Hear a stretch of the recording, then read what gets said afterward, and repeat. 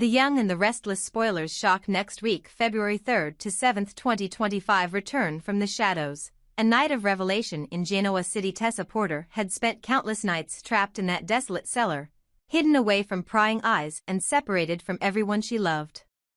No one knew exactly where Ian Ward had taken her. All that mattered was that she had finally broken free. Now, she clutched baby Aria in her arms, her heart pounding as she navigated the long, winding corridors beneath the abandoned property on the outskirts of Genoa City. Dust and debris clouded her vision, yet determination fueled her every step. She had escaped Ian Ward's control, or so she hoped. Above ground, storm clouds swirled over the city, casting a dark, ominous hue across the horizon. At crimson lights, Mariah Copeland anxiously paced the floor, clinging to her phone. There had been no word from Tessa for days. Every moment without news felt like an eternity, and every ring of the phone made her heart leap. When Mariah finally heard the distant sound of sirens screaming through the night, she felt a pang of dread. Something terrible was happening. She could sense it in the air, yet she couldn't put her finger on what. Meanwhile, at the Newman Ranch, Victor Newman was in agonizing pain, hooked up to 4 drips and monitors. The doctors had just broken the devastating news to Nikki. Victor's chance of survival had dwindled to a mere 20%. Nikki's eyes were filled with tears, yet her resolve was unwavering. She begged the medical team for more aggressive treatment, anything that could give Victor a fighting shot. Victor, ever the titan, lay in a hospital bed brought into the home, refusing to give up. The flicker of willpower in his eyes was still there. If anyone could beat the odds, it would be Victor Newman. A desperate reunion. While Nikki pleaded with doctors, another urgent drama was unfolding across town. Sharon Rosales had rushed to the abandoned property after receiving a tip from an unidentified source. The mysterious text message simply read, "She's here. Bring help." Sharon felt her blood run cold, suspecting it might be Tessa. Together with a small group of Genoa City's finest, she arrived just in time to witness Tessa bursting through a battered wooden door. Her hair was disheveled, and her face bore scrapes, but in her arms was Aria, safe and alive. Mariah, who had trailed behind Sharon, saw them first. Her heart nearly stopped. Overwhelmed, she began to tremble, tears pooling in her eyes. For a fleeting second, she thought she must be dreaming. Tessa had been gone for so long, lost in the labyrinth of Ian Ward's twisted games. Seeing her in the flesh, clutching Aria, felt impossible. Yet here she was. The two women rushed into one another's arms. Mariah's tears fell onto Aria's blanket, which had become dirty and frayed during the escape. "Oh my God, Tessa. Are you real? Please tell me I'm not dreaming," Mariah whispered through sobs. She carefully reached out to touch Tessa's cheek. The warmth of her skin told her it was no illusion. Tessa's lips curled into a trembling smile, though her eyes held a glimmer of fear. "I'm here," she said softly, voice quivering. "Aria's okay. But you have to know, there's something else I need to tell you. Something terrible." Before Tessa could reveal more, a commotion from the shadows caught everyone's attention. Sharon spun around, adrenaline surging, and spotted Ian Ward, staggered against the wall. He was glaring in her direction, his eyes hollow and menacing. He lurched forward, as though trying to reclaim Tessa and the child. The end of Ian Ward. Sharon's fury erupted like a dam breaking. For years, Ian Ward had terrorized her family, manipulated her loved ones, and left them in shambles. She stormed toward him, her voice resounding through the dusty corridors. "You'll never touch them again. You hear me? You're done." Ian tried to speak, but he only managed to cough up a pained grunt. He collapsed onto his knees, unable to muster the strength to stand. Blood trickled from a cut on his forehead, and his breathing grew ragged. Determination still flickered in his eyes, hatred, defiance, even in the face of defeat. However, his body was failing him. Sharon yelled again, voice echoing, "You destroyed our lives, you twisted monster." She advanced, but as she did, Ian Ward exhaled a final breath. His eyes glazed over, then closed for good. No one moved for several seconds. The reality sank in slowly. Ian Ward was dead. A cocktail of relief and disbelief washed over Sharon. She wanted to feel vindicated, wanted to celebrate the end of a long nightmare, but the image of the man lying lifeless before her stirred a strange mix of emotions. He can't hurt us anymore, she thought, repeating the words like a mantra. A sense of freedom, tentative, fragile, settled around everyone present. Tessa held Aria tightly, the baby letting out a small whimper in the tense silence. Mariah gently guided them away from Ian's body. As they moved closer to the exit, Tessa's shoulders sagged, the weight of her ordeal evident in her exhausted posture. Despite finally being free, something still haunted her. The horrifying truth in the comforting glow of the late-night streetlights. Tessa faced Mariah, Sharon, and a handful of police officers who'd arrived on scene. She inhaled shakily. "There's so much you don't know," she began. Ian Ward wasn't working alone. Before he died, he told me about a plan that goes far beyond just kidnapping me and Aria. She paused, her gaze darting from Sharon's stunned face to Mariah's tear-streaked cheeks. "I overheard him mention secret recordings, blackmail files. He had dirt on all of us, on so many people in Genoa City, things that could ruin reputations, even send some to prison. He planned to release everything if he didn't get what he wanted. Some of it is tied to the Newman family, some to the Abbotts, and some to lesser-known players in town. There's more, but I need to gather my thoughts." Mariah gently stroked Aria's hair, her eyes wide with dread. "Whatever it is, we'll figure it out together," she whispered, blinking back fresh tears. Sharon's mind raced. Could Ian Ward's death have triggered some automatic release of these files? Had he already sent them to an associate? While the immediate danger seemed over, an unseen threat lingered in the background, like dark storm clouds refusing to break. Victor's battle for life back at the Newman ranch, the tension had escalated. Victor's condition was deteriorating faster than anyone anticipated. Machines beeped ominously, and the private medical staff looked grim. Nikki clung to Victor's hand, tears carving paths down her cheeks. "Please," she implored the lead doctor, her voice cracking. "Do whatever it takes. Don't you dare give up on him." Victor's chest rose and fell with labored breaths. His once unshakable presence now seemed so fragile. Even so, there was a stubborn spark in his eyes, a man who refused to be beaten by circumstance. The doctor gravely explained that if Victor pulled through the night, his chances might improve.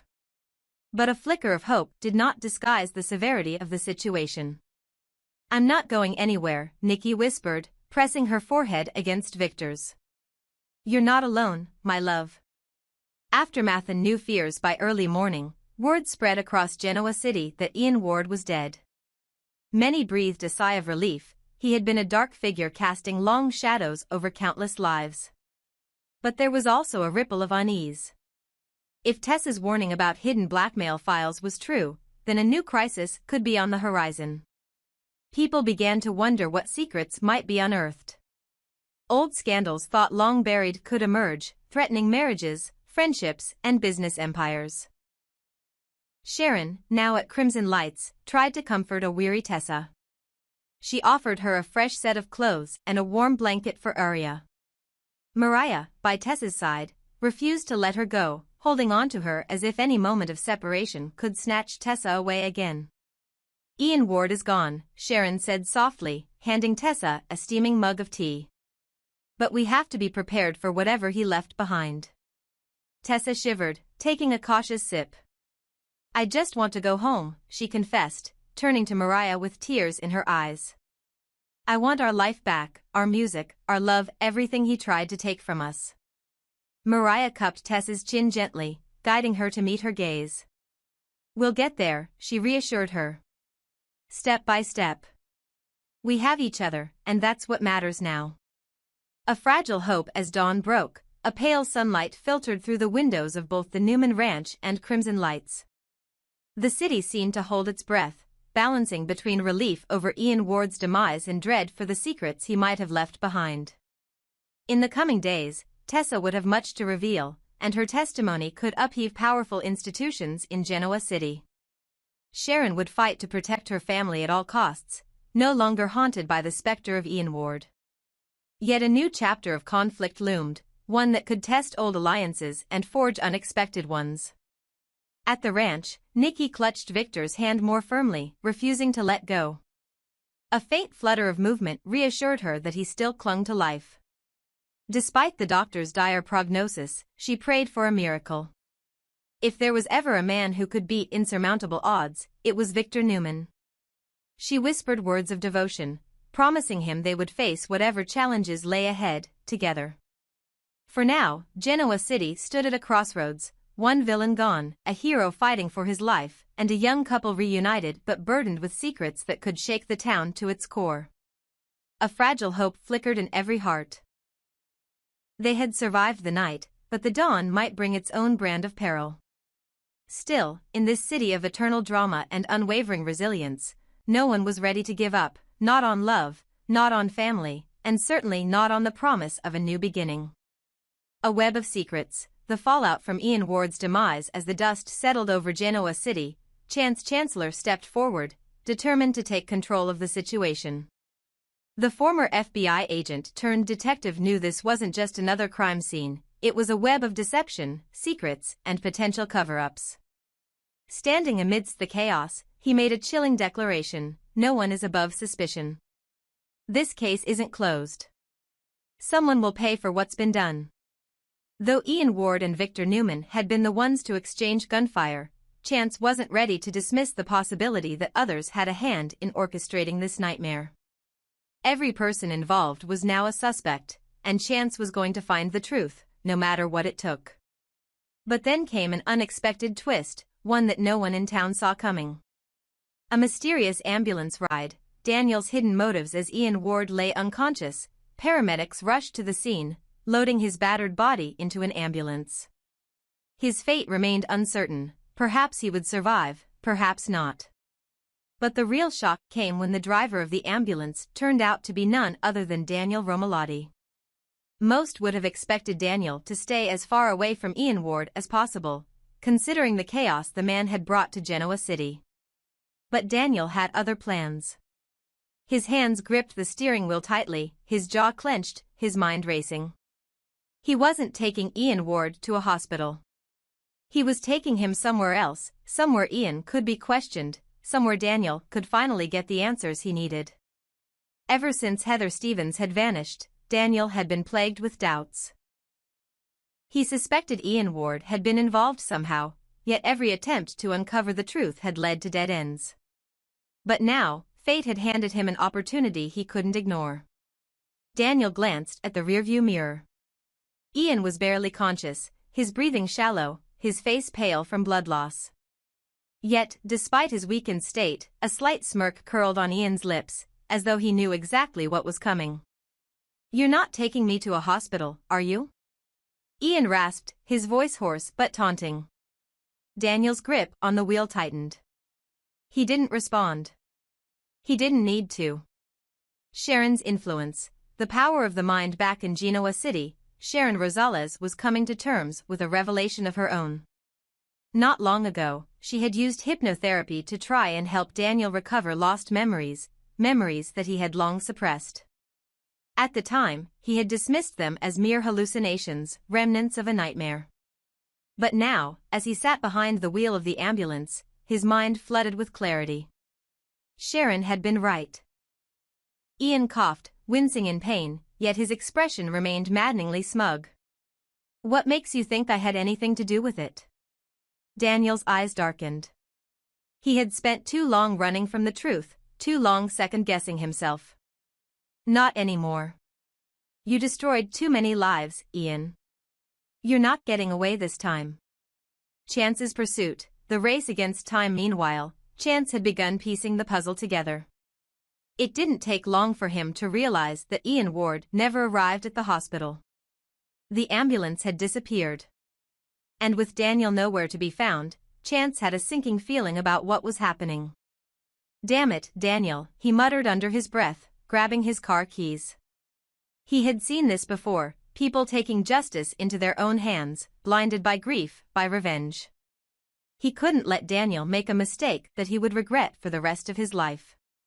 Racing against time, Chance followed a lead that pointed him toward the outskirts of the city.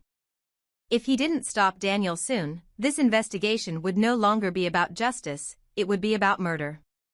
The reckoning, a man at the edge back at the warehouse, Daniel was reaching his breaking point. Ian, ever the manipulator, continued to toy with him, dodging questions, smirking even as his strength faded. But then, Ian said something that made Daniel's blood run cold. "She called out for you, you know. Right before she disappeared. She thought you'd come for her." Daniel's heart clenched. His fingers trembled. Heather had called for him? She had needed him, and he wasn't there? The weight of guilt crushed him. For so long, he had convinced himself that maybe Heather had left of her own accord, that maybe she didn't want to be found. But now, hearing Ian's words, the rage inside Daniel ignited into something uncontrollable. His fists clenched. His breathing became uneven. Would it be so wrong to end this now? To make sure Ian Ward never hurt anyone again? The temptation was suffocating. Then, a voice shattered through the tension. "Daniel, put the gun down." Daniel barely registered the fact that he had drawn his weapon, his hands shaking as he pointed it at Ian's head. But now, standing in the doorway, Chancellor had arrived, his own gun raised, his expression a mixture of determination and concern. "You don't want to do this," Chance warned. "I get it, you want answers. You want justice. But this? This isn't the way." Daniel's chest rose and fell rapidly. Every nerve in his body screamed for vengeance. But Chance's words hit him hard. If he crossed this line, there was no going back. Tears stung his eyes as his hand wavered. Then, with a shuddering breath, he lowered the gun. Chance moved swiftly, securing Ian Ward and calling for backup. The nightmare wasn't over yet, but at least, for now, Daniel had chosen the right path. The aftermath, a town changed forever as Ian Ward was finally taken into custody. Genoa City braced itself for the fallout. Secrets were still buried, and new questions were emerging. Where was Heather? What exactly had Ian been planning before he was caught? And more importantly, who else had been involved? Daniel, still shaken, knew one thing for certain. This wasn't over. If Ian Ward thought he could take his secrets to the grave, he was dead wrong. Because Daniel was going to uncover the truth, no matter what it took.